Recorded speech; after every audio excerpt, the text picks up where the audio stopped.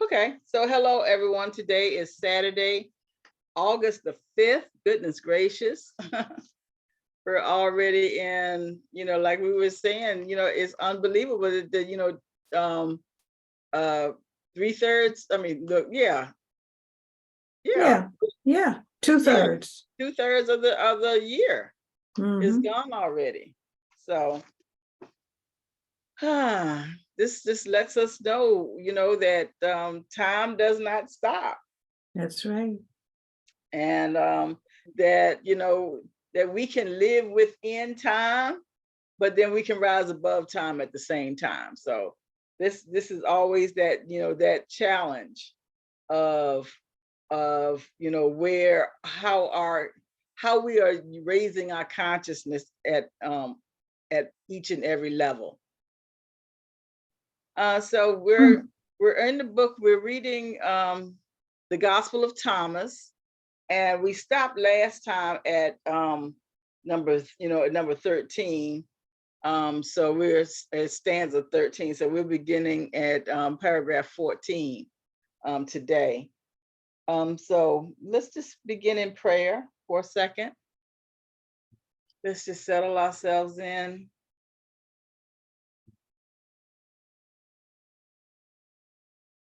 Let's just imagine for a moment that we are sitting in the middle of an iridescent bubble. This bubble surrounds us with all the things that we could ever need: food, finances, health, love, companionship, relationships, creative ideas, and all forms of abundance. So, because we know that all of our needs are met. And as we pursue this study of the Gospel of Thomas, we understand that, first of all, we're looking into a new area for many of us, including myself, of where we are learning about um, Jesus the Christ, Yeshua. And as we begin to see this from another perspective, one that is from the apocryphal books, it's not canonized by the in the Protestant King James Bible, but um, in it still is a part of the Egyptian Coptic text. So this holds as much credence as any of the 66 books, and we're looking to see where we stand, where we what we can learn about Yeshua at this point in time from this new perspective. And so as we gain ourselves within this wisdom, within this joy, within this learning, within this knowledge, within this part of investigating and seeing what fits into our mental capabilities, we allow ourselves to just be so thankful, so grateful for the opportunity. And we release all of this knowledge back into our hearts and back into our minds. And so that we can allow whatever we learn today to become a part of our lives, so that we can live by these words and maintain and see how they fit in our own in our own existence at this time. And at this moment, we just release love, light, health, and abundance into our hearts and our minds, and into all our neighbors and community throughout our nation and throughout our world. And with that, we say, and so it is. And so it is. Oh, thank you. Mm. I can start off with number 14. I Okay. had put it up here on this thing that I had found a while ago, and it's called, what is this thing called? It is, let's see. Sacred Text Christianity. Can you see it? Because Yeah. I got the bar that came down. Oh, okay. Mine's, I see Sacred Text Christianity, Apocrypha. Apocrypha. Yes. Yeah, and I found that a little while ago on in my searches, and I said, "Wow, this will come in handy because, we have an opportunity just to look at the different things in the Apocrypha." Mhm. Okay, so number 14 is where we started. I mean, where we left off. So let's start there. Jesus said to them, "If you fast, you will bring sin upon yourselves. And if you pray, you will be condemned. And if you give to charity, you will harm your spirits. When you go into any region and walk about in the countryside, when people take you in, eat what they serve you and heal the sick among them. After all, what goes into your mouths won't defile you. What comes out of your mouth, out of your mouth will." You know what? I'm gonna read that paragraph 13 because I'm just trying to figure out why was he saying in the beginning, if you fast, you will bring sin upon yourselves, and if you pray, you will be condemned. Do you see it? No, but in my Lost Books of the Bible, it gives reference to things that will be disputed, and it gives reference to Luke 10:8-19. I'm sorry, Luke chapter 10, verses 8-9. Whenever you enter a town and its people welcome you, eat. Wait a minute, let me see if I can find it. But anyway, it gives reference to the three of the Gospels and the book of Romans, giving reference to what is being said in this particular paragraph. And the references are Luke 10:8-9, Mark 7:15, Matthew 15:11, and Romans 14:14. And let me read and see if I can, because you're looking at that first line, right? Yeah, I'm looking at the first one.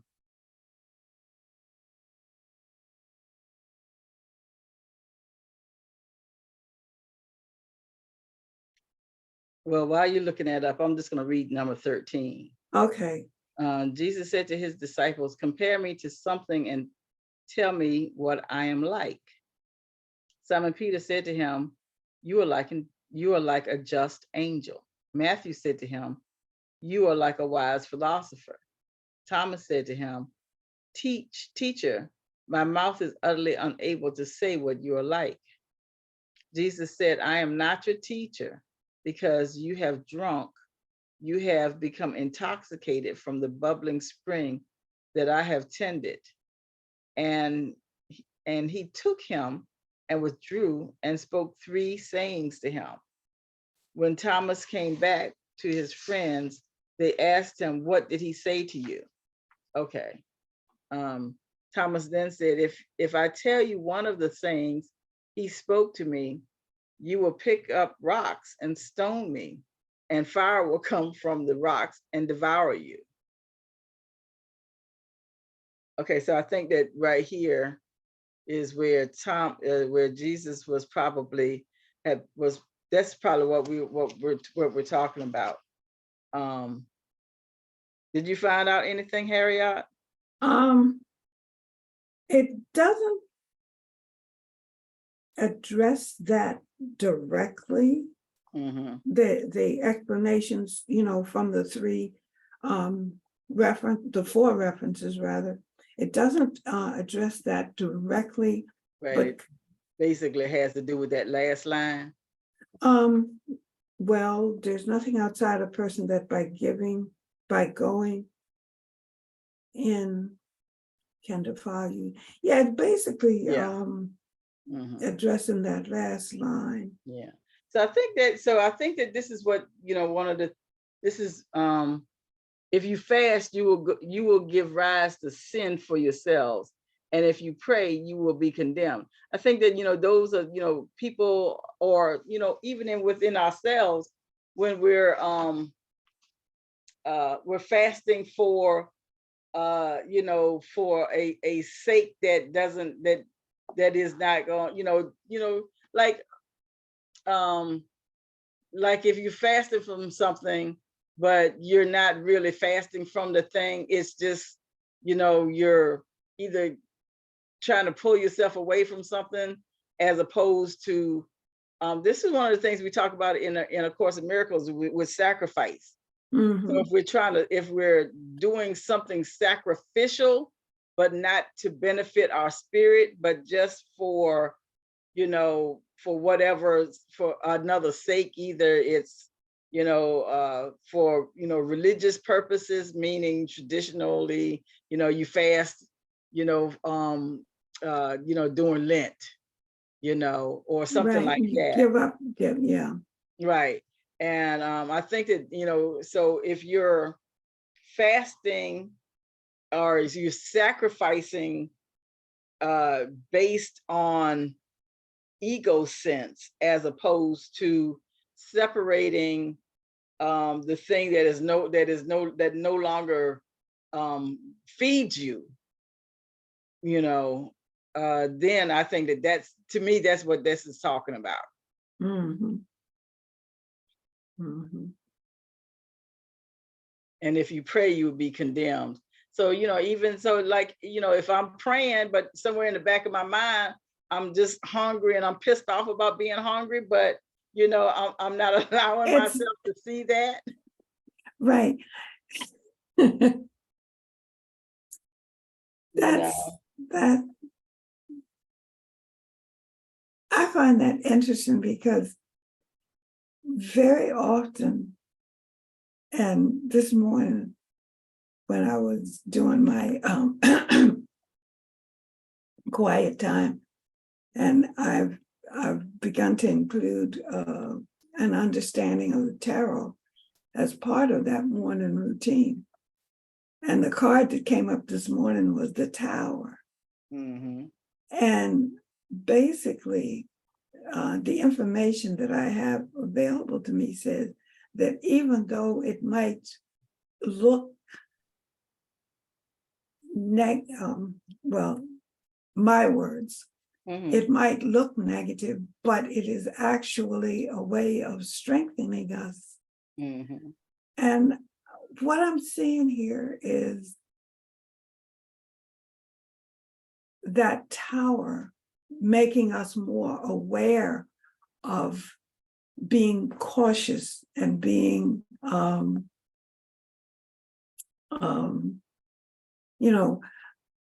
looking at things a little bit, looking into things a little bit deeper than just looking at the surface and seeing what's on the surface.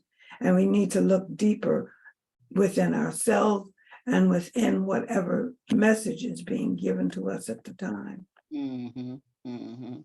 And that's a good way to separate ourselves, only from doing something from a egoistic standpoint.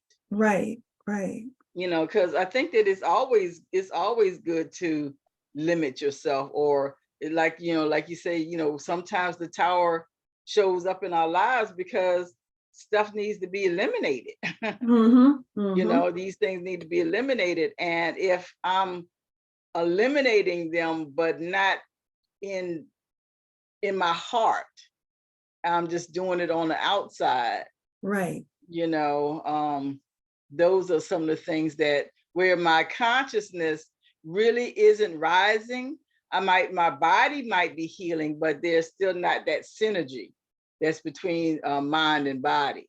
Right. And as long as the mind is in an upheaval, even though the body might seem to have been healed, the symptoms that cause that cause us to feel like we're suffering have gone away. But the mind, if it's still in turmoil, everything's gonna come back. Yeah. Yeah. And I think that these are where these words of, sin, be condemned, you will do harm to your spirits. Those are, that's what I, just from in my interpretation, what I'm getting from here is that, as we grow into a thing that we need to, release, it's good to release it, but to release it on purpose. And to release that thing is, hopefully when you're ready, or you get yourselves, attuned to the what else is on the outside. Like when it says, when you go into any land and walk among and walk about in the districts, if they receive you, eat what they will set before you. And that's good to see it only in as territorial, but also we can look within. And the districts are of our heart. Is our heart receiving this new level of consciousness? Right. And you know what? It just hit me. That first line, if you fast, you will give rise to sin for yourselves. And I think what Thomas is saying there is Jesus is speaking from experience. Remember when he went into the wilderness or the desert and fasted for 40 days? What happened? He was tempted. And there he is just warning us that if I can be tempted, so can you.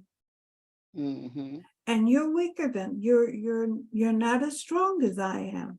So therefore, it does give rise to doing something sinful or evil. I think that that's my interpretation anyway.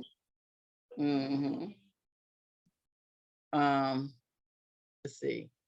Oh yeah, if they receive you, eat what they set before you, and heal the sick among them. Oh, you had fun? That's great. Okay. Oh Lord, I gotta always be included. Let's see. And heal the sick among them. And I think that that's kind of like important too, because it's saying, commune with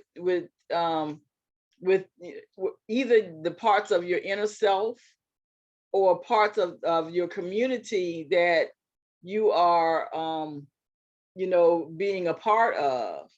And you commune with them, and then you heal the sick among them.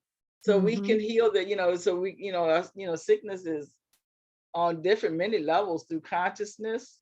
That's our first place. I think that he was absolutely meant that we heal one another physically.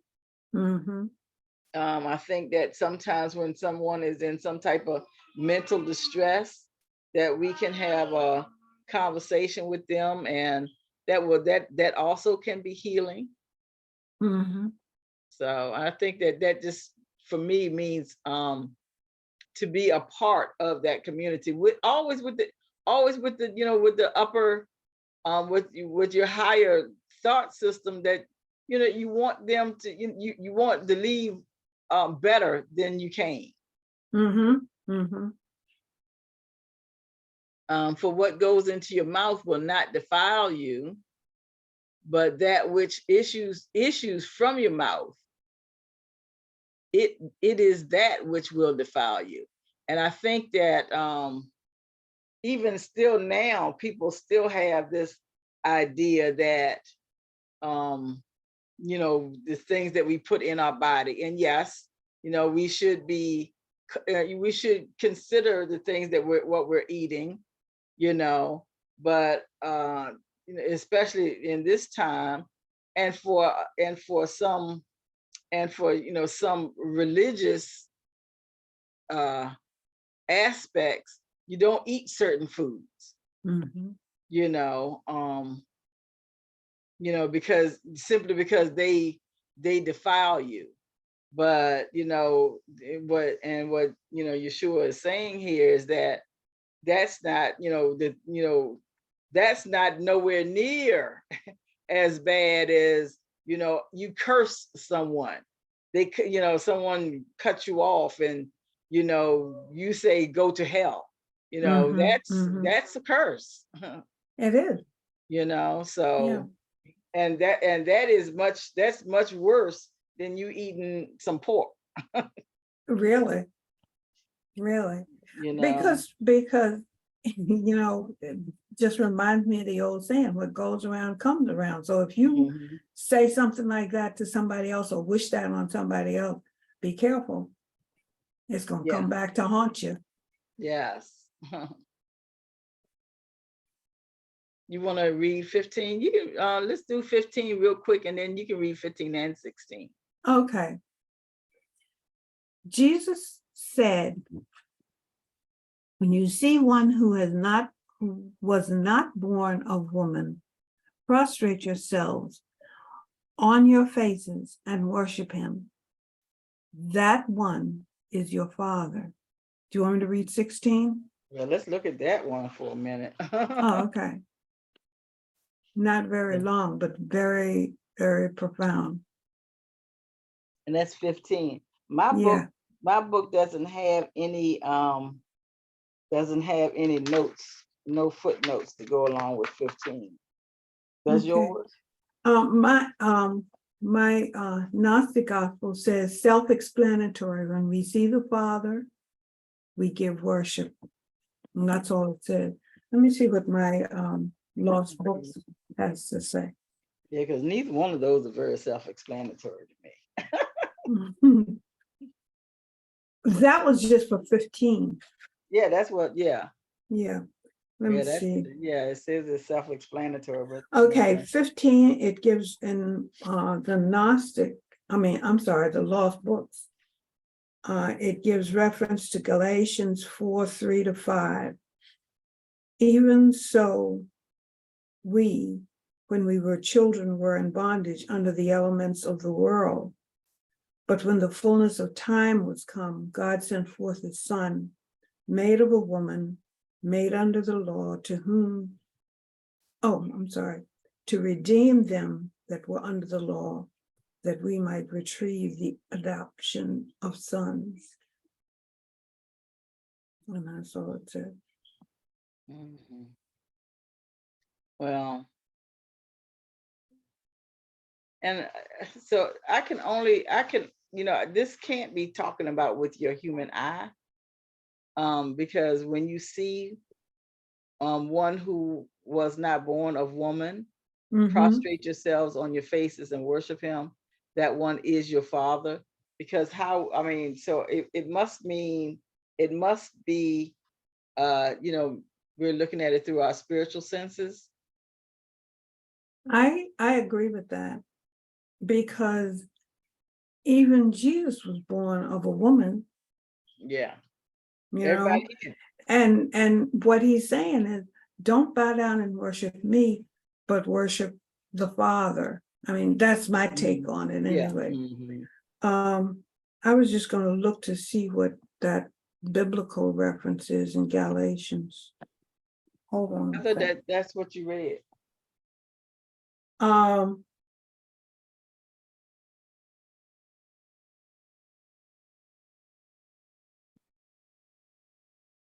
well, I was reading and I'm not sure whether what their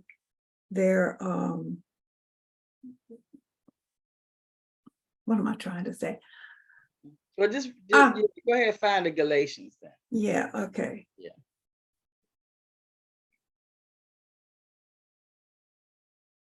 My whatchamacallit is slow this morning.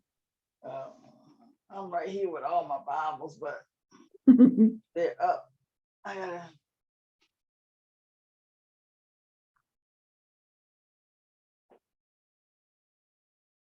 Oh, let me just turn around here. You gonna put some lotion on? Okay. That's a great idea. Have to use the bath.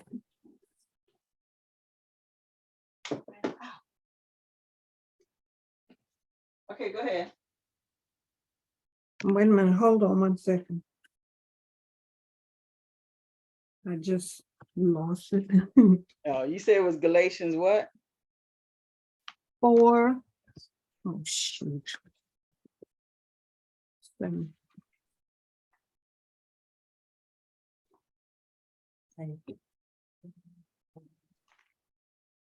Galatians 4. 4 and 5. Okay, to redeem those under the law, that we might receive the full rights of sons. Mhm. Yeah, and I think that that's what, and this is what, well, I don't know how they see it. It was to gain, let's see, to redeem those under the law. Okay, let's see, just 4 4s. But when the time had come fully, God sent his son, born of a woman, born under law, to redeem those under law, that we might receive the full rights of sons. And I know that that's basically saying that, that what you call it, engrafting of spirit. And I think that this is, Jesus is saying here, when you see it in through your inner eye, through your spiritual sense, you can recognize spirit when you're actually in your spiritual awareness. We don't have to see a picture, or we don't have to have a detailed description, of what the Father looks like. That's why it's easy for us to be able to see the Father in, different, in the wind, or in nature, or, in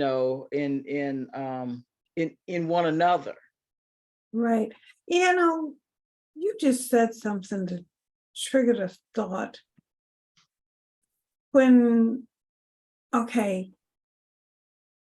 The Bible that we read, the main one, they call it the King James Version. It was interpreted from, I think it was the Gregorian Bible. And of course, this is all English, in English, translated from other languages of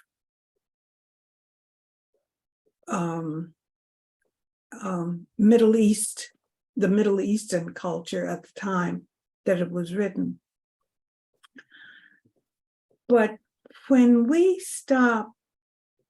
take the time to look at African cultures and Native American cultures, that is exactly what they do. They see God in everything. They see the supreme in everything. They don't just limit it to a figure that's a figment of our imagination, a masculine figure that's a figment of our imagination. They see God, the supreme, and they oftentimes, I forget now what, I'm not sure what, of course, with the Africans, they use many different terms, but I know with the Native Americans, they use the Great Spirit. That's what they call it, the Great Spirit. So that thought just crossed my mind as you were talking. And I think that you're right also, is that, we don't, um, the greatness of source is where we, prostrate ourselves, Mm-hmm. and Mhm. I do have my, what you call it right here, a concordance. I can't really see this because first of all, the writing is so small. Oh no, I do have my little magnifying glass. So it Oh, you got becomes one of them interesting. too? Huh? I said you have one of them too. Does Yeah. a whole page? Yeah. Yes. I'm glad I thought I didn't have it. But we can look up words like face, um, and see what that might mean in in the, because this Greek one, or it Greek has or Hebrew. Arabic. I mean, yes, it has Arabic, it has Greek, and it has Roman. Right. I mean And Latin. and I think my opinion, Hmm. think that when the Bible that we know was translated from those other languages, the translator picked and chose the word that they deemed most appropriate to Hmm. use in that English translation rather than perhaps digging deeper into, well, what is he really trying to say? And maybe, the choice of the English word to substitute for that foreign word, whatever, whether it be Greek, Arabic, Hebrew, or Hmm. whatever, it might not necessarily have been what was meant in the original language. Right. The English translation might not necessarily, or the translator might not have really Oh, they got thought it of as it. close as they could. Yeah, They because got it as close as there they are could. some, yeah, because there are some words that there is no translation for them. Right. Yeah. Yeah. So um, hey Andre, how you? Glad you could make it. I'm all right. I'm sorry, I'm a little late. That's okay. That's okay. We're on the second paragraph anyway. So you haven't really missed you haven't missed much. So Harry, do you want to go ahead and read 16 now? Okay, wait a minute, let me find my glasses. Jesus said, men think perhaps that it is peace which I have come to cast upon the world. They do not know that it is dissension which I have come to cast upon the earth, fire, sword, and war. For there will be there will be five in a house, three will be against two, and two against three, the father against the son, and the son against the father, and they will stand solitary. I'm sorry, got a frog No, in my that's throat. okay. Well, go ahead and get yourself some something to drink. Yeah, okay, thank you. Get that frog out your throat. Well, yeah, we have seen this in in other synoptic gospels as well.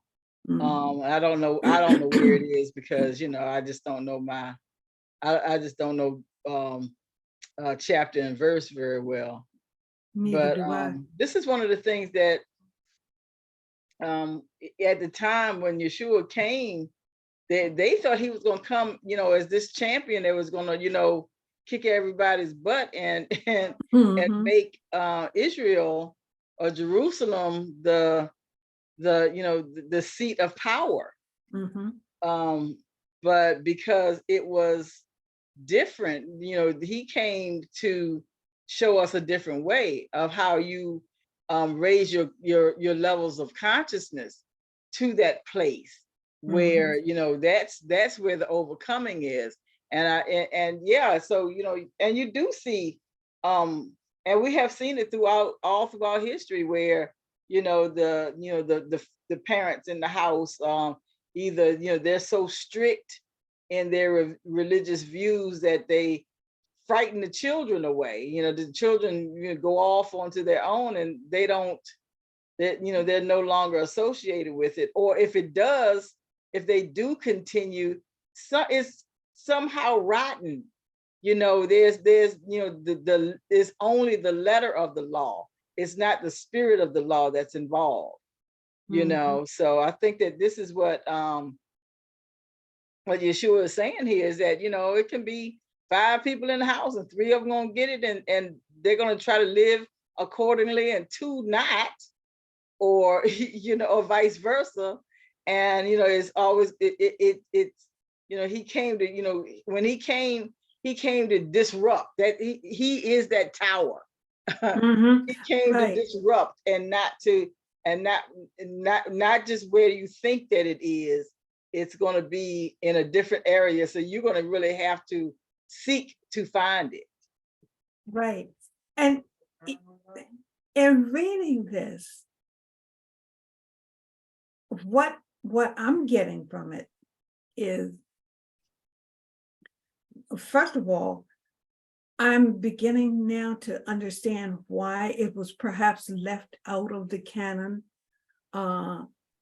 Bible that we read, that is universally distributed, because what Thomas is doing here is writing these words that he has heard, and he's making those that are reading it or hearing whatever he has to say, and I would say reading because he's writing it, he's making us look deeper into ourselves, really dig down into ourselves and bring out these truths and face ourselves for who we look at. So perhaps maybe not so pretty part of ourselves, get to know ourselves. That's my take on what he's saying here, and why it was perhaps left out, because those individuals that were interpreting and putting together that Bible back then, when they did it, no, we can't have this in here. Got to work too hard to understand this. Yeah. Andre, chime in whenever you want to. I know you're just probably just trying to get yourself together. No, I'm just trying to figure out where we are. So I'm just kind of listening for a couple minutes, because I know I missed the first part, and writing is so small. I've been fighting with my phone trying to make it I'm bigger. sorry. No problem. So I'm just trying to figure out. But as far as where we are, as far as the being known as Jesus or Yeshua, and what's being said, it's something that I've always kind of it took a while for me to understand, because coming from that type of a background of being a Baptist, it's always been you see the pictures of Jesus in the manger with lambs, and he's being nice, and and even when he's being crucified, it's like, okay, well, you know what? I love everybody so much that I'm going to do it. But once you read and understand what's going on, you understand that, yes, this person was compassionate. This person was a revolutionary. This person, had ideas. This person, had passion.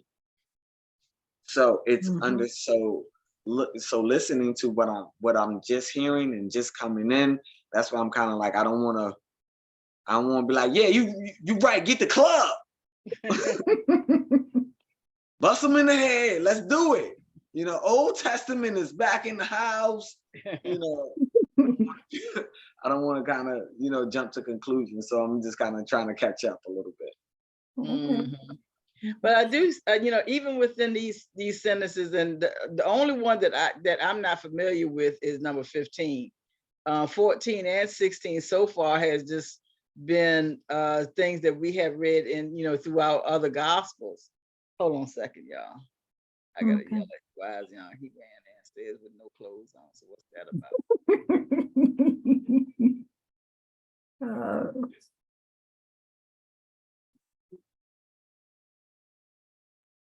Yeah, when you be naked in your room. Yeah, you don't be naked all throughout the house. Thank you. Thank you. So yeah, so that's what I think that, you know, what he's trying to say is that, you know, we have oh yeah, we you know, we have concentrated so much only on the material, but in order for us to rise above to that, to rise our consciousness above, we have to, you know, really separate ourselves from that thought of material only. You know, that's why he said, if you fast, you will give rise to sin for yourselves, because, you know, if you're only fasting just for your ego or for your body, you know, you gotta incorporate the whole self, you know. And I think that we have mostly been taught, I know I was, and taught that our spirit is somewhat separate. You know, our spirit kind of gets you know, it's, I guess, juice from the goodness of how we treat the body, or how we treat other humans in their, you know, within their bodies, and all how we do the manifested things, but not how we raise our consciousnesses higher. And this is what he's saying, you know, when you see one who is not born of woman, well, you know, that you really have to look within to see someone who's not born of woman. And then you will be able to realize, then you prostrate yourselves on your face and worship him. So, you know,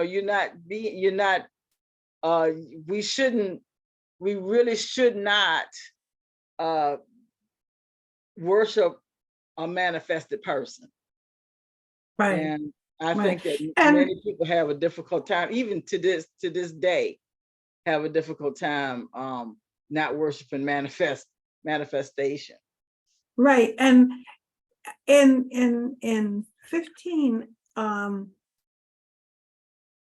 Jesus said, when you see one who was not born a woman, prostrate yourselves on your faces and worship him. That one is your father. And what he's really saying there is, I am human just like you. I am not to be worshiped. Can you repeat that again, Ms. Harriet? I said, the reading, or what she just said? Yeah, what you just said, as far as that quote. what I said was, he in saying what he did, he's reminding us that he is human just like the rest of us. He was born of woman. He has emotions. He was just able to overcome a lot of the temptations and use what we consider sins or evils. He used them in a positive way to make things better. That's not what I just said, but that's kind of enhancing it. But yeah, it was something that you said, as far as what Jesus said. He said, he who was not born of woman, or right. Yeah. Okay. Yeah. And that's what he said. When you see me, wait. When you see you see one who was not born of woman. And with that, he's just telling us, hey, I'm human just like you. I have all the aspects of a man just like you. And therefore, I am not to be worshiped. It is my Father that you should worship.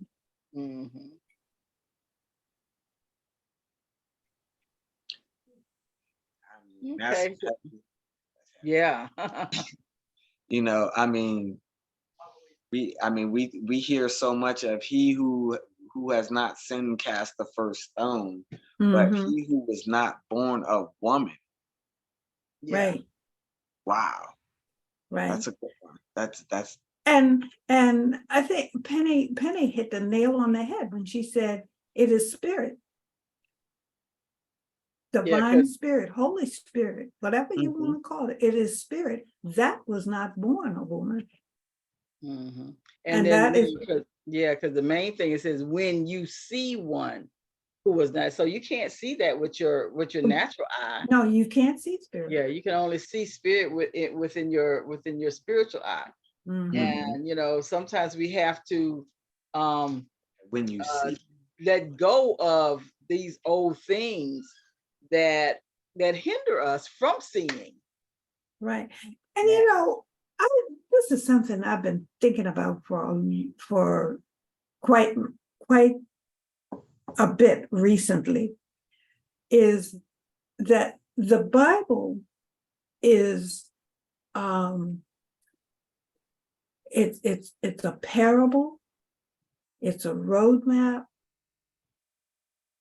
It is given to us to help us as far as our spiritual self direction for our spiritual lives is concerned.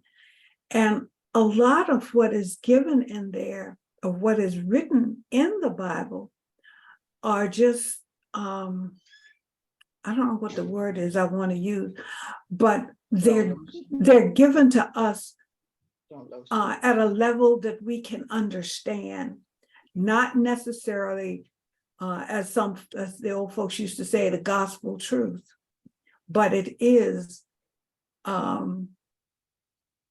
truth that we can relate to, or that we as humans can relate to or understand. Did I make myself? Yeah, I got you. Yeah. I feel you on that one, Miss Harry. Um, I don't want to jump down a rabbit hole because I know we probably have a lot to cover on this.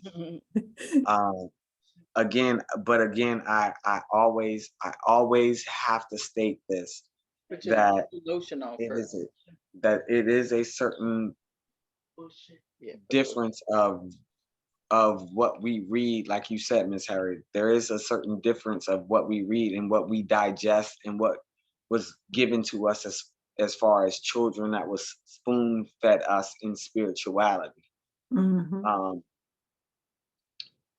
And for you to understand it, and for you to now be an adult, or come into your own to a certain degree, no matter what age it is. But when you come into a certain degree, that life is life, and when you hit that mark, you have to learn.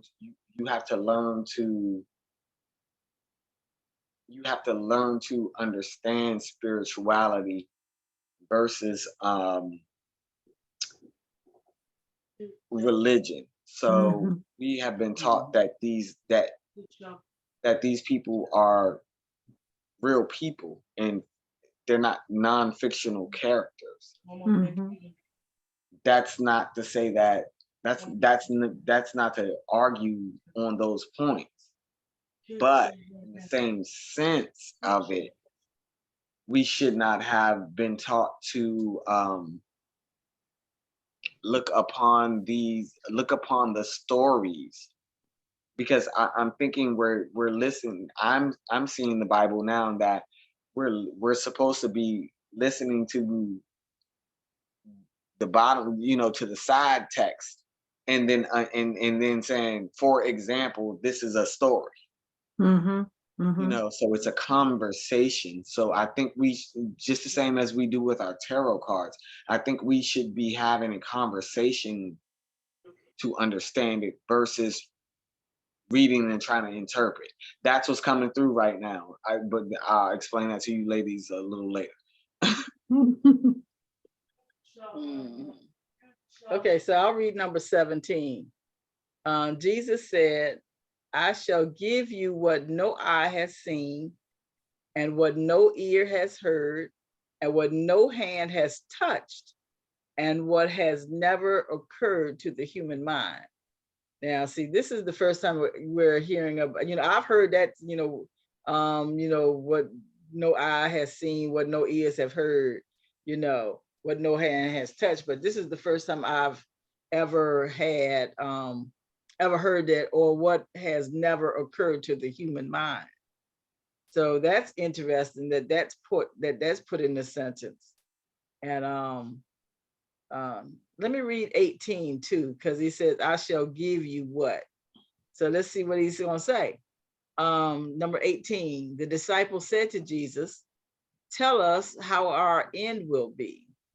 Jesus said, have you discovered then the beginning? Good job. That you look for the end? I love Jesus. He's always,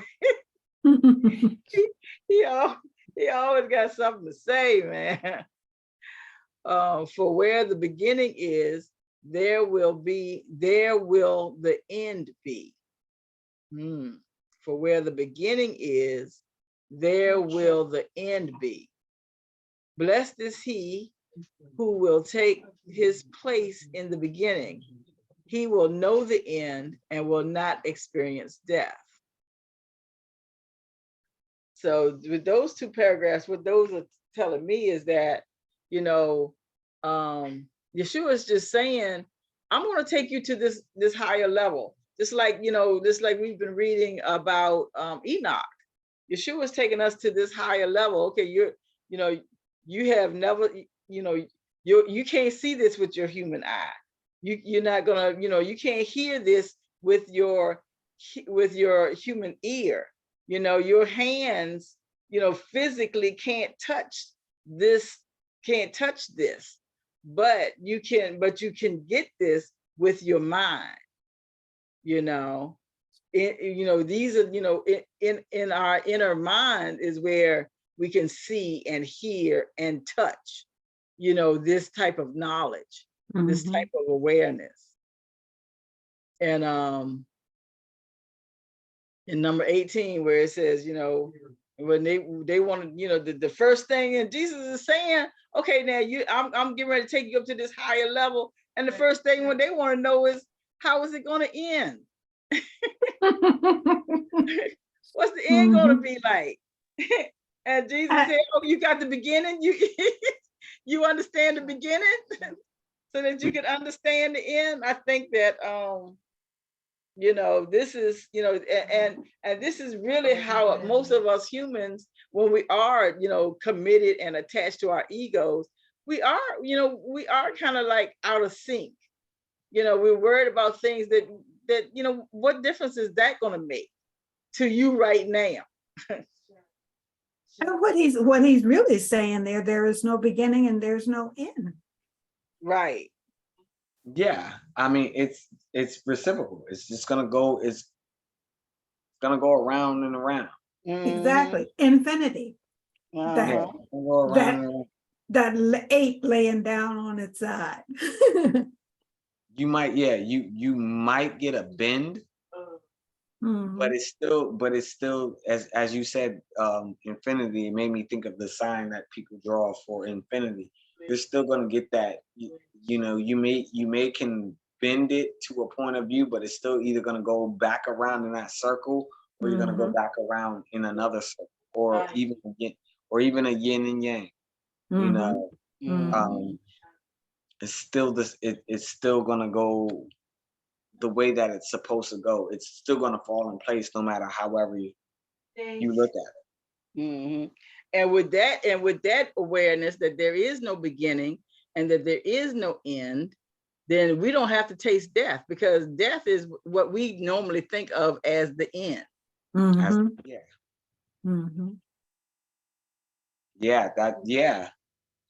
So I mean, with a thought process like that, of course the crucifixion probably was brutal, but with a thought process like that, that's why he rose again. He was able to rise because he knew that there is no end. This is not the end. That's not the end here. And this is where we humans actually should be. You know, this is something that I have always thought, that we, you know, there's no reason that we die. You know, there's really no legitimate reason that we die. No. Exactly. And we don't really, when you think of, if we think of ourselves as spirit, we don't. Right. But I'm talking about in the flesh. Right, Yeah. right, yeah. You know, that's what Yeah. I'm talking about. And you know, there really is no legitimate reason that these bodies, these physical bodies, should die. They regenerate themselves. They you know, Shed. the new cells, I mean, it renews itself. You know, the only thing Exactly. is, And there's even a time when and I forget now what science, when science says it is, but we're a whole new person. I mean, every cell in our body has been replaced after a certain length of time. Mhm, Mm-hmm. mhm. So, you know, it's just that we continue to believe in all of the things that causes death, Mhm. like, you know, keeping people in Illness. poverty, you know, keeping, you know, making the food bad, or, you know, believing in sin. Those things, those are the things that cause our bodies to be Deteriorate. limited, because if we're not willing to share the resources that are here, you know, that, you know, then somebody's got to go. Exactly. Share the resources we have or destroy them. Right. I mean, and Yeah. I was thinking about the Yeah. conversation that we had when we were up in your Buckingham County. And somebody made mention about the fact that you don't see wildflowers on the side of the road like we used to. And it's Mhm. because they're using all kinds of what they call weed killers to kill what they consider weeds. But have they considered the benefit of what they call weeds? Mhm. You And I think know? a lot of them do know that. I think a lot of them do know that, and that's part of the reason that they do kill Big it. pharma is paying for Yeah. it. So, Yeah. you know, and go ahead, Andre. I'm sorry. Oh no, I'm just saying, yeah, because I agree. You know, it's amazing how you say that, you know, the conversation that we were just having, as far as something simple on earth, as far as, you know, we don't see wildflowers on the road anymore, but and they go, oh my God, you know, well, we that's a danger to people on the road, so we cut those down and we do this or we do that or whatever, and then you turn around and you go, they scream and say, well, there's a bee shortage, and with a bee shortage, there's no pollination. Well, you cut all the flowers down. Mhm. Mhm. And whatever they use to destroy those flowers, especially if they're using chemicals, that also takes away the life of the bee that is providing, you know, the honey and Yeah. pollinating the flowers. One can't live without the other. Now again, I am a firm believer of this, that the earth could sustain itself without us. Period. I don't care what animal it is. The earth can Absolutely. sustain itself. Yeah. No, wipe Sometimes us it out might be completely. better off. Yeah, it can completely wipe us out and start over again. Mhm. And I'm not talking about somebody coming out of the sky making a man out of clay and all that. No, it can start over if it wants to. You know, Mhm. it is a living organism. You know, we are. So with that being said, it's a point of view. It's a point to get. It's a point to get to where As Penny we. says, a reset. Mhm. Yeah. Yeah, we need a Yeah, reset. But yeah. also, you know, one of the things that I'm thinking, and you know, one of the things that I'm seeing here also is that, you know, when it's going to be difficult for every, you know, you might have 7 people or a certain percentage of humans that understand this philosophy, lives by it, and is eternal. We don't know that there might be some monk up there on the mountaintop somewhere that is 1,000 years old, because they do Mhm. understand how to manipulate this environment to its fullness. But as long as there are so many humans that are vibrating in this negative energy, and I don't even want to say negative, but the energy that believes in death, the energy that believes in harm, the energy that believes in keeping people blind, the energy that believes in, masking words so that you can't hear the truth. As long as that energy and long as those vibrations are abound, people will experience that physical death. But I really do believe that we are going to come to this time. But I think that that's what our evolution is about, is that we'll come to this point in time where we are no longer limited to our manifest experience, so that we don't have when you have enough, you have enough. You're not going to be afraid that you're going to lose some more something else. You're going to be satisfied with the life that we're experiencing. That's what I think.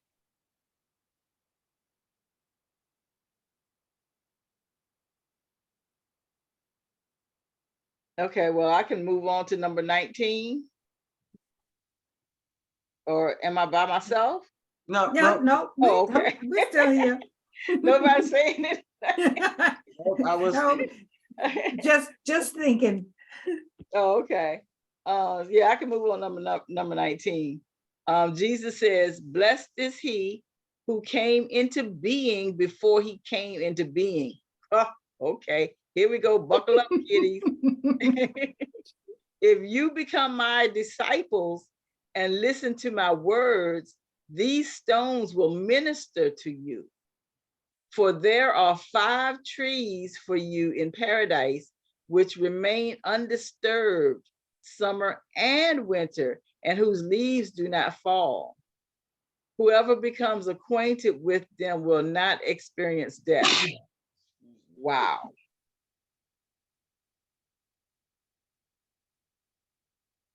Excuse me. Bless you. Okay, so blessed is he who came into being before he came into being.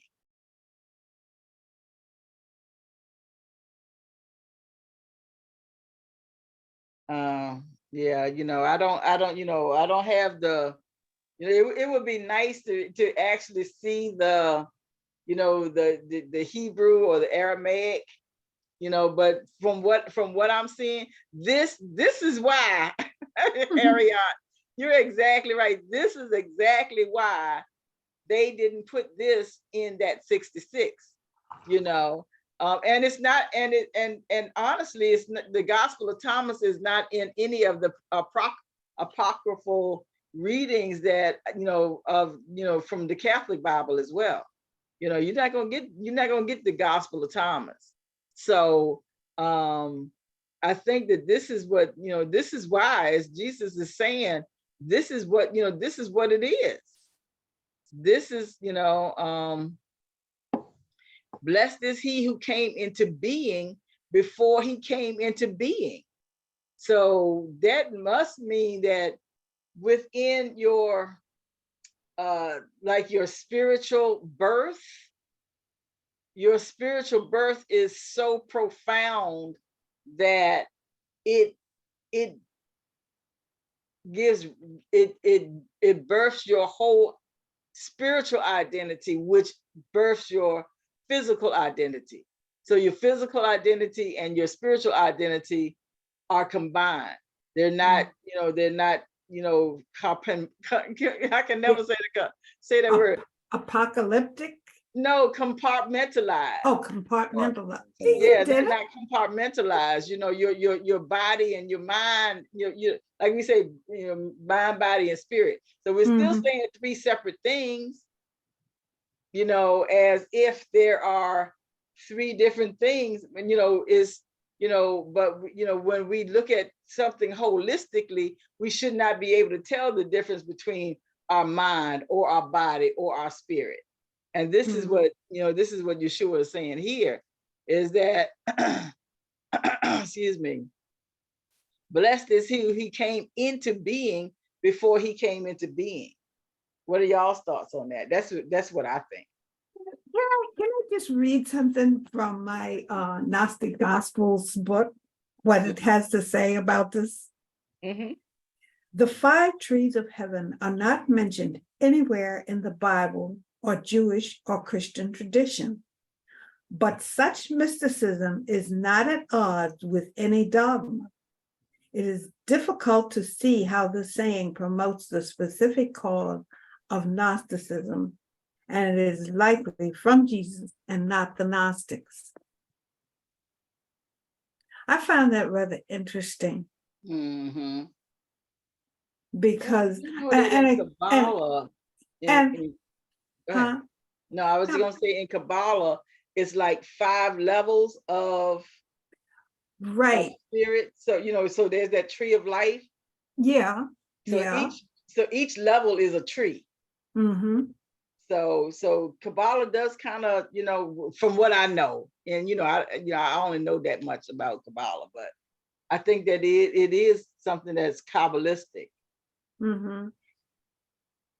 Yeah, but it doesn't, what that was saying is it does not say it specifically. It does not spell Oh, it no. out. It leaves it to your understanding Mm-hmm.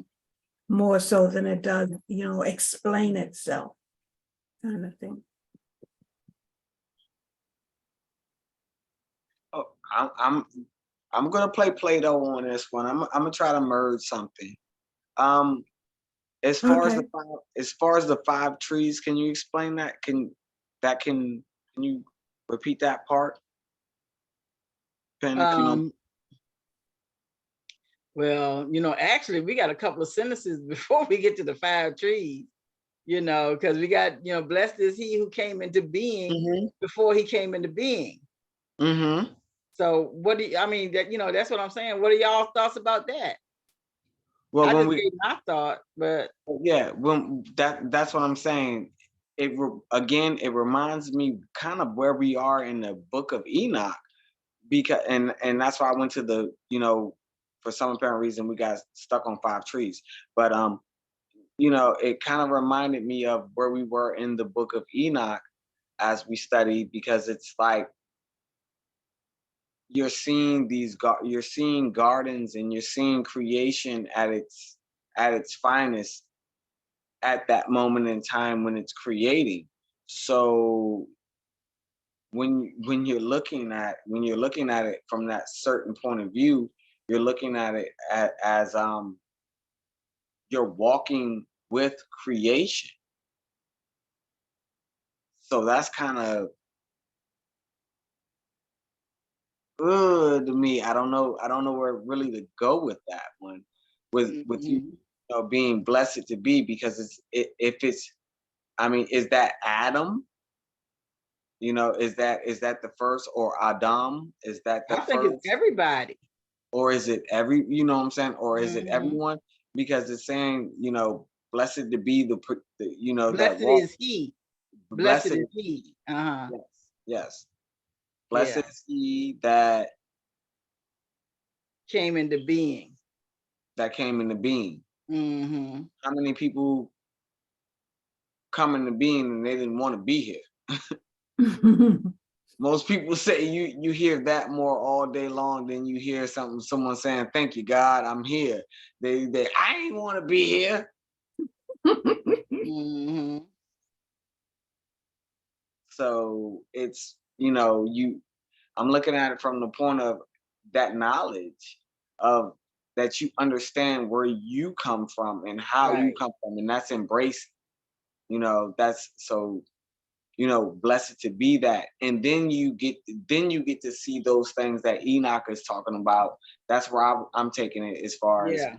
where you speak of the 5 trees, because there was a valley of trees that had a great smell while we're still studying the book of Enoch. So I'm Hmm. just trying to puzzle piece things together.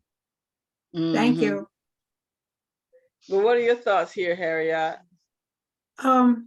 What I'm trying to get my thoughts together to express them. But basically, I'm thinking that, first of all, what I'm thinking is the Spirit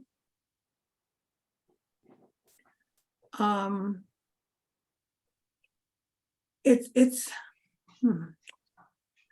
I'm struggling with how to express it. Blessed is he who came into being before he was being. And there is a proverb that talks about wisdom being here. I don't recall the exact words of it, but wisdom as being the beginning of things. And I kind of think that that is maybe a reference to that particular proverb, because thoughts become thought. Okay, when you look at it from one perspective, an idea, a thought is comes into mind, then we get a passion for it, and then we do something to make it manifest. And that's kind of where I see it. Like I said, I'm having difficulty finding the words to really express what it is that I'm doing, but that's as close as I can get for right now. Well, and the next sentence is, if you become my disciples and listen to my words, these stones will minister to you. And and to me, that means the actual stones. That's why when Jesus was in the desert, Satan wanted to say the temptation, said, if you want to, these stones can become bread. So we can change the consistency of the material of the matter world when we become his disciples and we listen to the words. When we listen to his words and we become his disciples, when we get to become so connected and so plugged in to that, that aspect of awareness, that the material things on this earth, we can shift them and change them and transmute and translate and transfer, transform. We can do all of these things with the material that we have at hand. And to my mind, when they mentioned the stone, what other than a diamond is perhaps harder than a stone? So if that where are we, 19, right? We're still on 18. Oh, 18. No, we're on 19. You're right. Okay. Where is that? The second sentence. Okay. If you become my disciples and listen to my words, these stones will minister to you. And what I'm trying to say there is, what is harder than a stone? I mean, when we talk about people sometimes, which we shouldn't do, but that's okay too. When we talk, we say that somebody's head is as hard as a rock or a stone, and when it's hard like that, it's difficult to try and change it. You either have to chip away at it with a hammer and chisel, or we have to allow the water to wash it away gradually, a little bit at a time. So to me, that's what that that sentence brought to mind. If the stuff, if, you know, never mind. Yeah. Your thoughts, Andre? I'm trying to, again, I'm trying to dissect this because and I should have asked that question to begin with. Are these the words that Thomas spoke of Jesus, that Mhm. Jesus said, or are Yes. these Thomas's witness? Now it's two things, two schools of thought here. That because it's called Didymus. Let me see. Didymus Judas Thomas. Didymus Judas Thomas is recorded. So it's two thoughts that Thomas is the one, the Apostle Thomas, Mm-hmm. who was called a twin in the, as one of the disciples, is the one that actually wrote these words that he Mhm. actually heard from Jesus. So he was from the disciples. Or the other school of thought is that Didymus Judas Thomas was a teacher and an authoritative person who understood the Bible, and that he wrote so he wrote based on the sayings. There's a group of sayings which all of the gospels have. Mm-hmm. There's the Q, which is another group of sayings, and it is just Q. Then there's the sayings, which all of these are different sayings that were compiled into making the gospels. But because most people, Matthew, Luke, Mark weren't necessarily people. Yeah.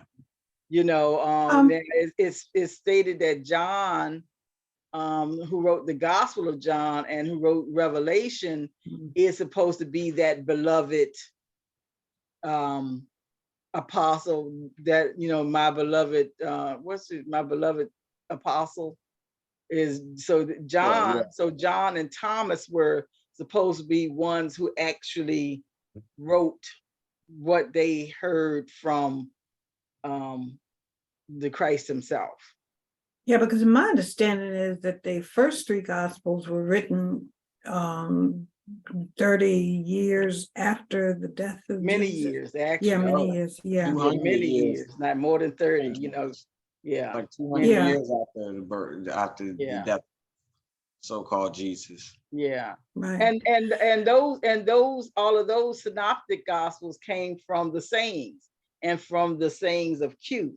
Now I don't know what Q Now, is. I can't remember what Q is, but can I ask a question? mhm. Are you saying the letter Q or the word Yes. CU? Okay. The letter Q, yes. Okay. Mhm.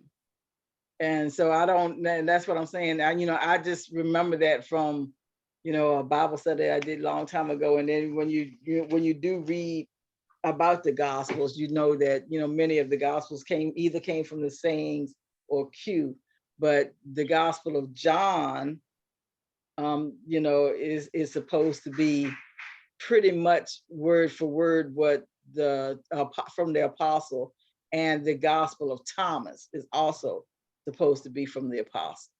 Hmm. And when you think about just the Gospel of John, because John is really so much different than the other three Gospels, John is much more metaphysical, and so is Thomas. Mhm. Both of these are very metaphysical books that talk about more of higher consciousness than so much than just, from a historical standpoint. or from a physical standpoint. Mhm. So I don't know. Hopefully that answered your question, some Andre. Yeah, no, I was just, I'm trying to place history and like, where, okay, how Mhm. can I deal with that? But we can go on. Okay, so now we're on to the 5 trees. For there are 5 trees for you in paradise, which remain undisturbed summer and winter, and whose leaves do not fall.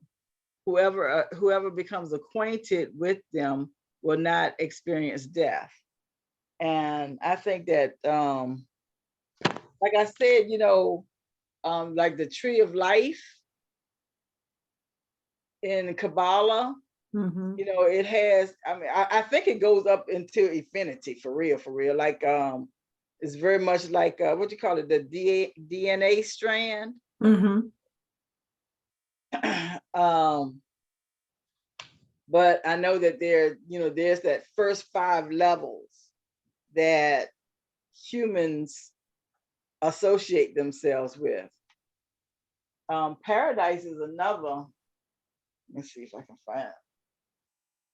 Paradise is another things that a lot of people don't talk about, because paradise is not supposed to be like, paradise is not heaven. Paradise is a different level of consciousness than say heaven. Paradise is, like, and with some religions, say like the Jehovah's Witness, the Seventh-day Adventist.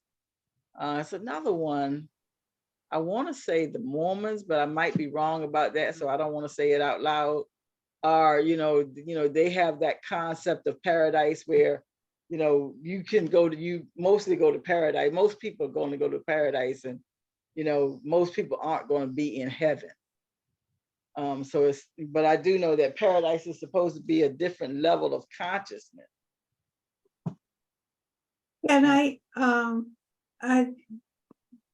did a Google on the 5 trees in paradise. Mm-hmm. According to Nazine's paradise, and they have the word paradise in quotes, in this allegory represents the human head.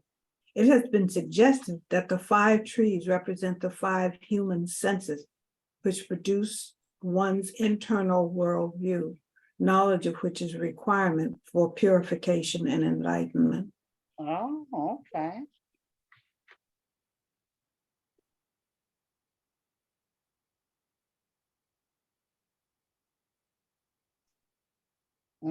So it's so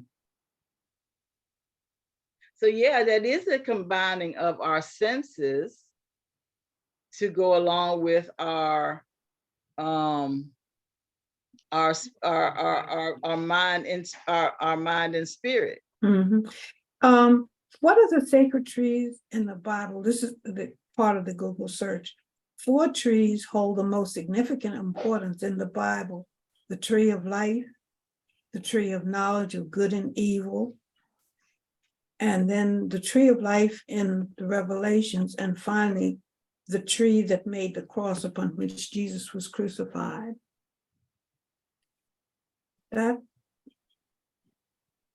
Was that 5 or was that? No, it just says the sacred trees of the Bible. It didn't give a number. Oh, 2 trees. They were separate trees. Yeah. Good and evil were separate trees. Oh, okay. So, yes. The tree of knowledge of good and evil, the tree Yeah, of right. life mentioned, and finally the tree that made the cross upon which Jesus was crucified. Yeah. Oh. Well, I mean, So where's the 4 trees then? So the 4 trees are, so the trees are our senses. One thing says the trees are our senses. So we got these 5 senses, right? We got smell, taste, touch, hearing, and sight. See, hear, taste. yeah, 5. Yeah. But that's 5. Yeah. And smell. Those are our 5. Those are our 5 senses. Yeah. But that what did that one say about the 4?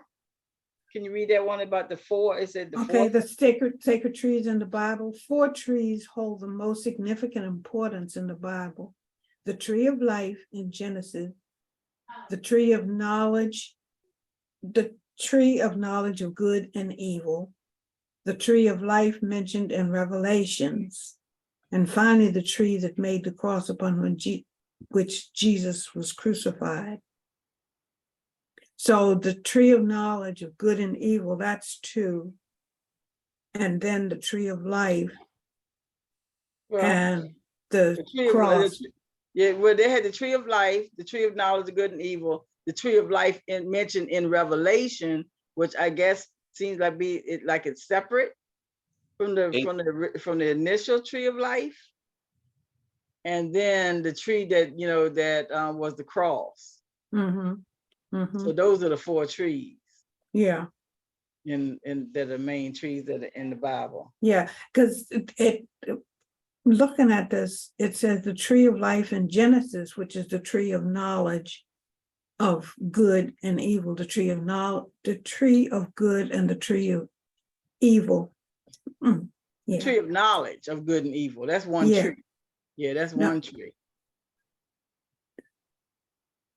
Yeah, it was 2 trees in the garden, the tree of life and the tree of the knowledge of good and evil. Oh, okay, okay, yeah, okay. And then the tree of life mentioned in Revelations, Mm-hmm. and Why they that's separating that as a that- different tree? well, From what I know, the I can Kabbalah. kinda step in. Mm-hmm. Say that again. I can kind of step in on that one. Uh-huh. Most people don't, and it's so funny, most people don't know or don't really pay attention to it, that in the Bible it says that when the flood, when God did do the flood, he flooded the Garden of Eden. So he submerged it. So we don't know what's there. And that just kind of ends that part of what happened, or where it is, or what the trees are.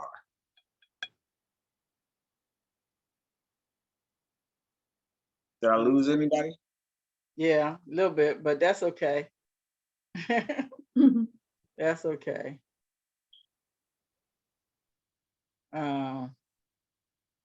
Yeah. So yeah, I would be interested to find out where the trees are. And what does it say about paradise, Harriet? You want me to just focus in on paradise? Yes. Okay.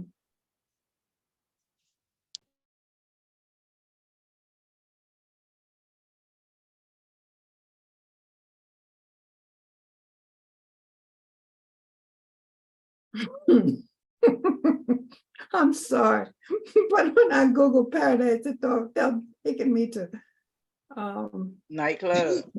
yeah. Holiday. Oh, me. Okay. Definition and meaning of paradise, and this is from Webster. An intermediate place or state where the souls of the righteous await resurrection and the final judgment.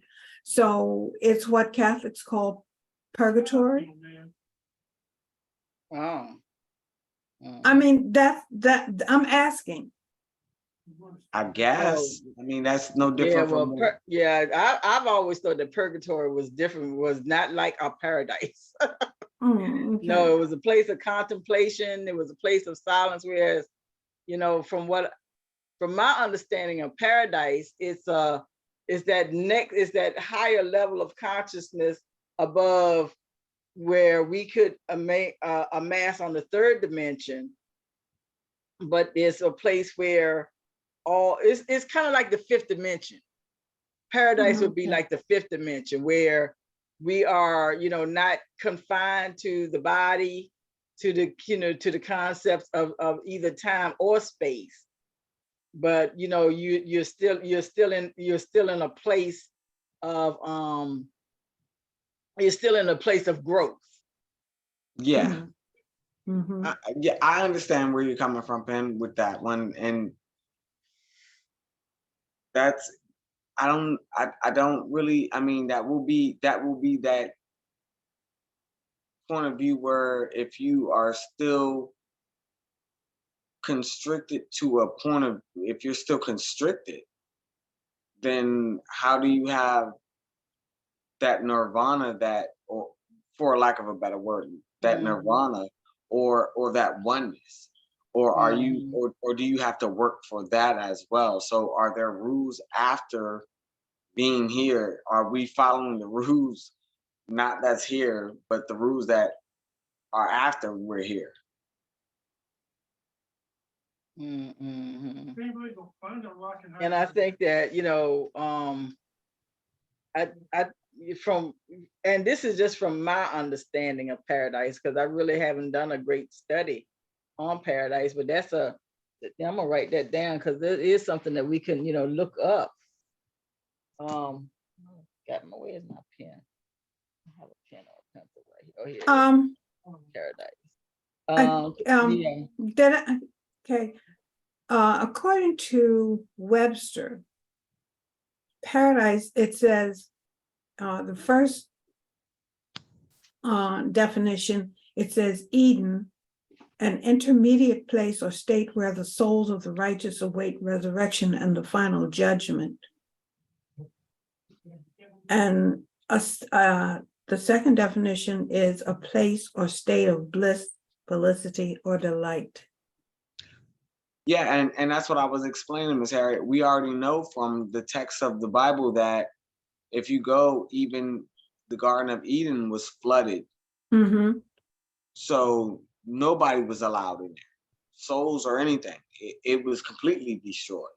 So that gives us another tree of life growing from something or somewhere. Yeah. This is really taking us down rabbit holes. I didn't. Y'all started it. Y'all Oh. started it. Yeah. What? But no, just in general, on that point of view, I mean, Fabian, not saying, not disregarding you okay? again, but majority of what we're speaking of is that, you know, Jesus or Yahshua, or however you want to call the name, is speaking on a point of view to say, this is what you do on earth. This is what we were taught how to handle ourselves while we're here, and what we do to protect ourselves while we're here and protect each other while we're here. Also, this is how to protect yourself when it's time to go Go where? Yeah, go to with. whatever, go back to creation, because majority of time he's going, I'm leaving, y'all. I'm not gonna be here forever. I'm not gonna do this for, I'm not gonna be in this body forever. Somebody's gonna do this to me. Somebody, they're gonna persecute us. I need y'all to take upon this to open your eyes to understand. So with that being said, he already knew that there was, like we've already said, he's already known that there's Hmm. a higher level. With that being that higher level, that responsibility is supposed to be upon these people, and I don't think they did it right. Hmm. Mm-hmm. And when you think about it, when Jesus walked this earth, he was able to do things that we have the ability, but we don't have the faith in ourselves to do. And he was able to tell us things that had already been prophesied when we read certain passages in the Old Testament, such as the book of Isaiah, because there are a lot of predictions in the book of Isaiah that specifically target the coming Messiah, that Emmanuel, whatever you want to call it, and what was going to happen to him, how he was going to come into the world, how he was going to be once he walked this earth, and what would eventually happen to him. It's all written there in the book of Isaiah. And some of the other prophets also, mention some of these things as well. And I think, my opinion, I've used the bathroom. hold on just a second. Mhm. Well, one of the things that, and this is what, he's saying is that, whoever becomes acquainted with them, meaning the 5 trees, will not experience death. I think he was trying to teach us how to live forever in these bodies, because when he came and he rose again, he came to stomp out death, physical death. That's what he came for, to stomp out physical death, so there would be no more physical death. Yeah. But because we haven't learned how to incorporate that understanding of the 5 trees and life in itself, how blessed is he who came into being before he came into being, because we haven't gotten that part yet. That's why we are still experiencing physical death. I think that when he came to show us how not to die anymore, how to live here on this earth plane forever in these bodies. Well, yeah, I do agree, and I do understand that. But speaking to me and you, Penn, speaking on that level, would you want to be here forever? Because we have a conversation that we don't want to come back. Well, if we were doing it right, if it was right, yeah. I don't want to come back here to the wrong, where people are still confused, people are still not doing it right, people are still doing it wrong. But if in this place where everything is correct, yeah, I would live there. I would live there in this body, because this body would become what it's supposed to be. That glorified body, that where I don't have to wear clothes. I don't have to wear clothes. I can, nudity is, there's no such thing as embarrassment or being part of the elements, in nudity, there's no vulnerability. Yeah, I would like to live there. And why are we so embarrassed about our bodies? I mean, what brought all that on? Because Shame. Yeah, people just want to, somebody just want to keep you in shame so that they can, have power and control. Everything always comes down to power and control and greed. you're right. If I can keep you off balance, if I can keep so that you're ashamed of yourself, you find shame, you're not gonna, I can keep you trapped. Well, yes, and I do agree. But also I think that anything that we come up with as human beings that we create as a necessity.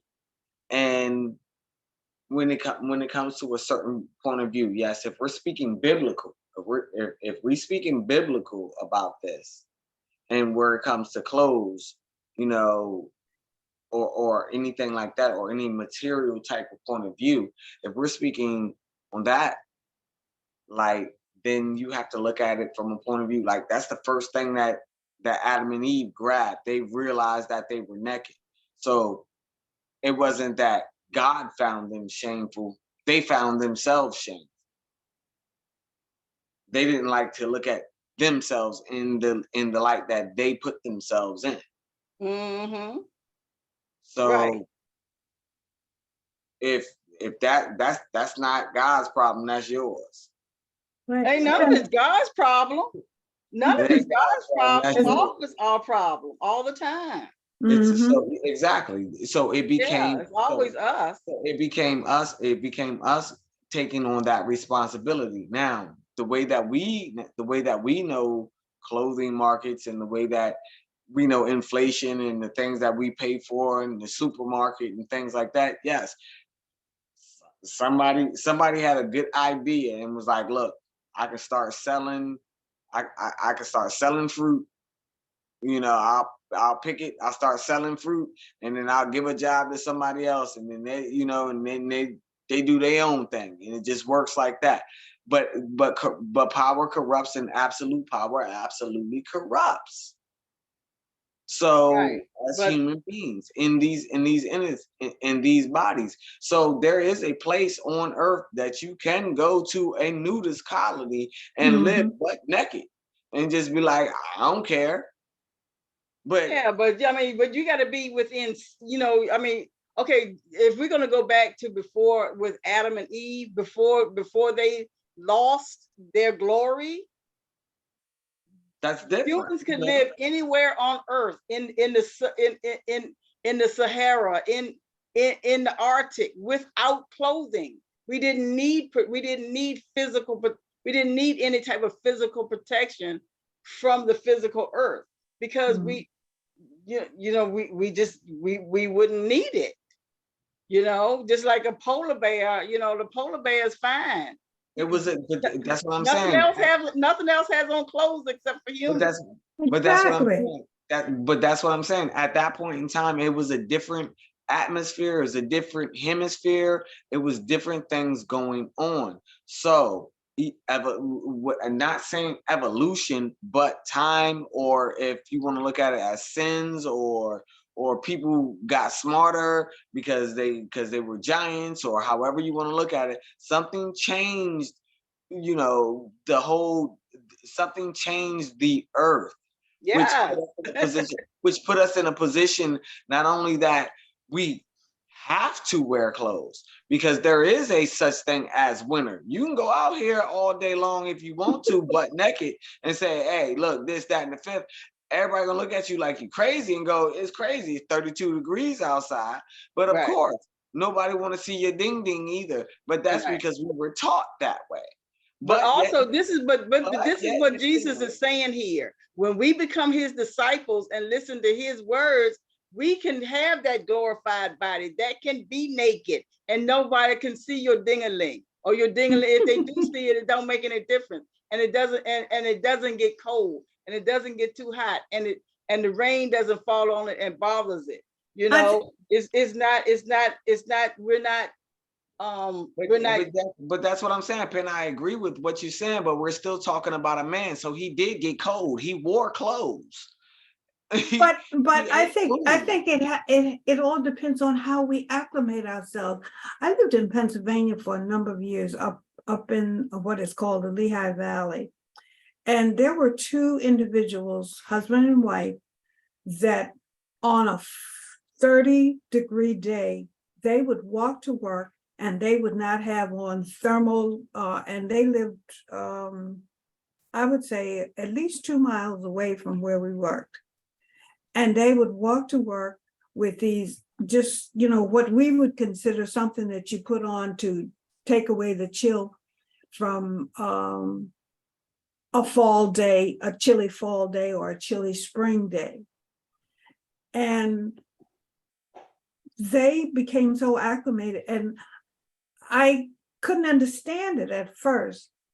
But when I would come home, say for the Christmas holidays, when the weather was colder, I would see people dressing up in their thermal jackets and coats and stuff like that. And I would be wearing because I had become acclimated to that colder temperature where I was living. Since I have come back to Virginia, I'm at the point now where I have to bundle up. So I think, a lot of it has to do with how we acclimate to whatever the environment or the climate is at the time, or where we live or where we dwell. And that's what I'm saying. We're speaking of a region that's an arid region. Yes, it does get cold. Mm-hmm. Yes, it does get cold, but nobody was, you could not walk around at that point in time. I mean, so where I'm looking at it from, and I do agree with what you and Penn are saying, is that there is a point of view where you can get to where cold does not matter, or food does not matter, but we're speaking of a being, and we're listening to the points of a being that did not do that. He experienced the same things that we experience. He knows hunger. He knows, how it feels to have sand on his feet, and his feet are dirty. So he can go ahead and turn around and say, hey, yo, brothers, y'all worship it. Y'all walk around with me. Let me wash y'all feet. Right. He understands the point of view of being a individual and being a human being, and the experience of being in the three-dimensional point of view. Mm-hmm.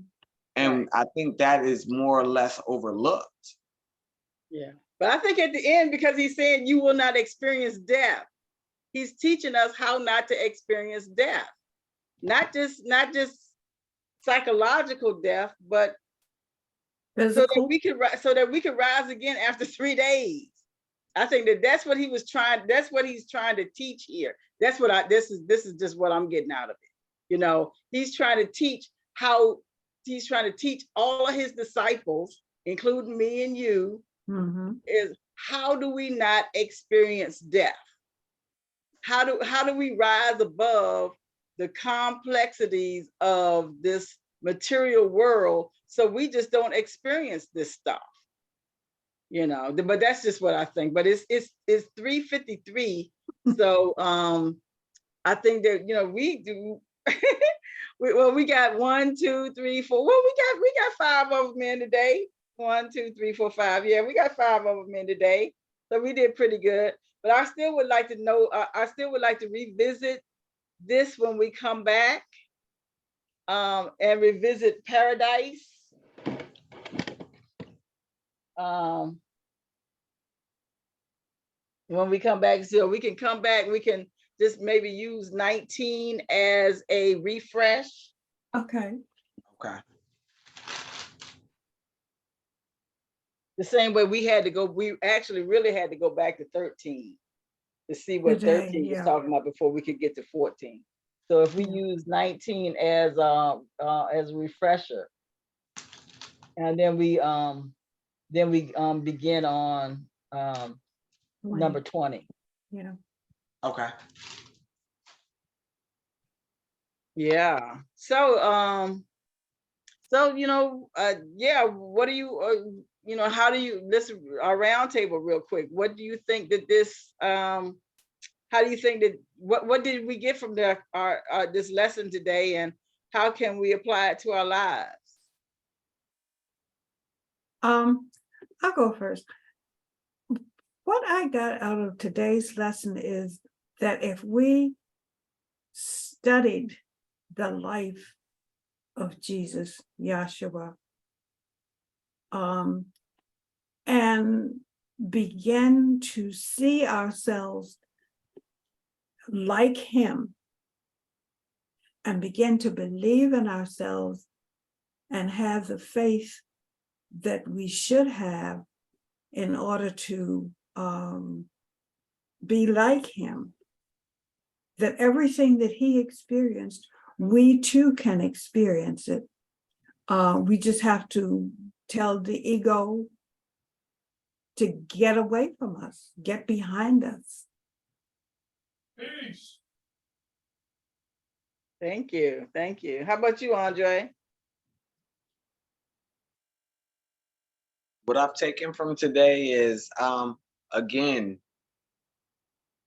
speaking of Jesus or Yahshua, the strength that this person had Mhm. and the leadership and the qualities that were taken upon and given upon an individual that we all are given upon, and that we all have similar things to that, no matter young or old. And it's a it's something that is a choice that is given, whether you want to acknowledge a special ability or not, because we all have it, and we all can be in that point of view of a disciple, a leader, a follower, a mother, a father, a friend, a loved one. We all have those attributes in us. So with being that, we have to prepare ourselves for the wait. So getting ready to do a little bit of some good heavy meditation. So that's what I'm taking from this one. Thank you. Thank you. Yeah, for me, this just, kind of uh I can't think of the word right now off the top of my head. But it tells me that what I have always thought all my life, I have been right. It just takes that there's an effort that comes along with it. And I think that when, Jesus said, if you fast, right up here, whatever that was in the beginning, I got this thing that's on top of it. Oh, I hate this thing right here. I can never get rid of this thing. But anyway, oh, there we go. If you will fast, you will give rise to sin for yourself. If I'm not doing it, if I'm not growing and changing on purpose, but I'm doing it out of, so that I can Passion. either look good to other people, or, trying to impress somebody else, or, I have fear that if I don't do it, I won't have it. The whole thing is that for me, just to learn how to just to accept that it's already here, it's already available for me, and that that it belongs to me, and that it's nothing that I have to really um pay for. The only effort I have to put into it is so that I can release myself from this, from old thought patterns. So that's kind of what I got from it. And how I want to apply this to my life is that I do want to, I am getting past, that I gotta, that I am getting to this place where I am fasting from like negative thoughts. If a negative thought comes up, I automatically, I don't dwell on it anymore. And I've been doing this for many years, but you know, every now and then, a negative thought will come up, and then I realize that, and for the next couple of hours, it's still on my mind. So now I'm learning how to let it go as quickly as I can. You know, so that's one of the things that that how this is helping me. Um, so that's it for today. Tomorrow we have let's see, Journaling. journal group. Yes, we have journal group tomorrow, and I don't really have anything planned for the journaling, so I can still look up some things on our website, or if anybody has any ideas on what we can journal, let me know. I'll be more than happy, I'll be more than happy to let's journal some, some thoughts, that come from within our community. And then of course on Wednesdays we have A Course in Miracles from 5 to 6:30. On Thursdays we have we're gonna kind of incorporate. We have been talking a long time about how to incorporate everything together. So when we had that thing on Thursday on mental health, we were thinking that I was thinking that one of the things that we could do is to incorporate a class where we are really looking toward healing, all forms of healing, and so that we can integrate all of our awarenesses, all of our modalities together. So I think that the first thing that I would like to look into is just, how to gain some energy. So we can do some telepathic work. Maybe we were thinking about doing some grounding from the root chakra. We were thinking about, what type of herbs or spices that we can use, what type of vitamins bring on energy. So let's just think of ways that we can look into gaining energy, and how that type of thing can benefit our health. So we'll look for, it's going to be like a health segment more so than just, mental health, because when you have, integrated health, everything works in your body. Your mind is working, your physical body is working, your mental body is working, your spiritual body is all inclusive. So yeah, let's just start doing this as a holistic session. Let's see, then on Thursday evening at 7 p.m. we have our book reading on Flight. That's from 7 to 8:30 p.m. and that book's getting really good. That's getting really good. And I see, and next Saturday, which would be, today is what, the 5th? So next Saturday would be the 12th, yes. We will have Harriet will be doing the chakras, healing with the chakras. So we'll be able to, add in some, some things in with that.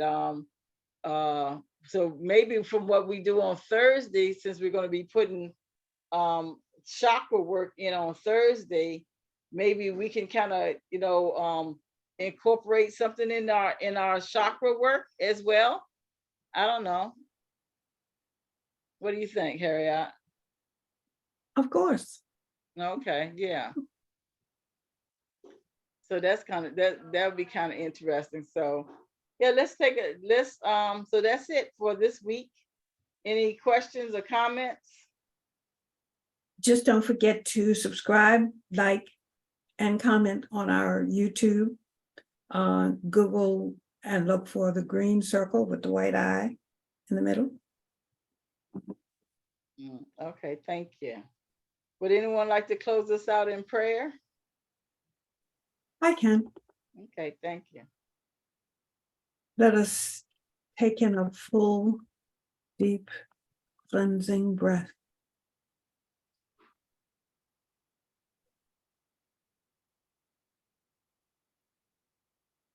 And as that deep cleansing breath circulates through our body, it cleanses every fiber of our being. And as we exhale, we let go anything that's disturbing our peace and tranquility, You're eating while having. physically, mentally, and spiritually. And we are grateful for this time we've spent together in studying the words or the writings of Thomas as spoken by Jesus, Yeshua. And let us use what we have learned today to enhance our understanding and how to use it to make this world a better place for all that live on this planet and in this universe. And we are grateful to be able to come together and discuss these things and gain a better understanding as we share our thoughts, our knowledge, our thoughts, our understanding, and our opinions. And for this, we are most grateful. And so it is. And so it is. All right, everybody. Let's see. Stop share. And then I stopped recording. All right. See you later. Love you. Bye all. Bye. Love you all.